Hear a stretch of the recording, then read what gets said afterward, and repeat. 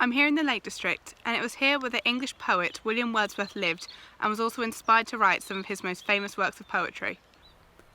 Wordsworth was born and spent his early years in the Lake District. Wordsworth, his sister Dorothy, and his wife Mary Hutchinson brought up 3 of their 5 children here at Dove Cottage in Grasmere. Dorothy loved the garden at Dove Cottage, and her Grasmere journals describe her enjoyment wandering through it. Dorothy had a substantial influence on Wordsworth's work. Wordsworth spent most of his life living here at Rydal Mount, located between Grasmere and Ambleside. It's a stunning house with a beautiful landscape garden. It was here where Wordsworth wrote many of his poems, and Dorothy was responsible for copying out his poems for publication and also maintaining the household.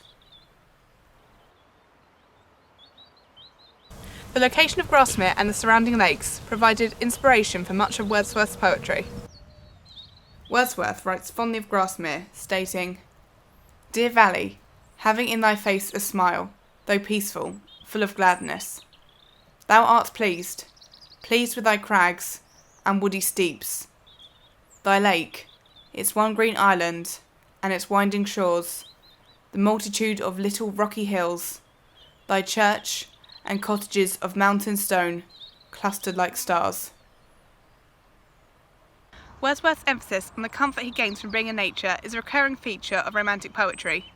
In Britain, the Romantic period spanned from the 1770s to the 1830s, and popular Romantic writers include Samuel Taylor Coleridge, who is a close friend of Wordsworth's, William Blake, Percy Bysshe Shelley, John Keats, Helen Maria Williams, Anne Radcliffe, and Mary Shelley.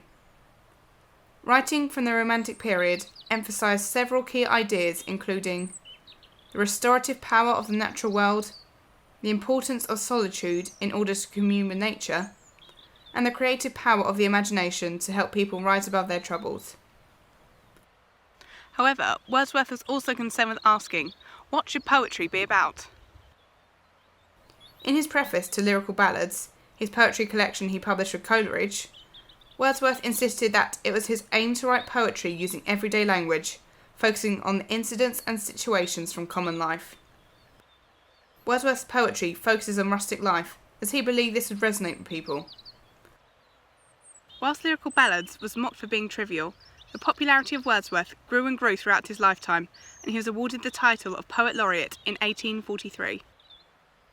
Just over 150 years after his death, Wordsworth's reputation is still influential, regarded as a fundamental figure in Britain's literary history.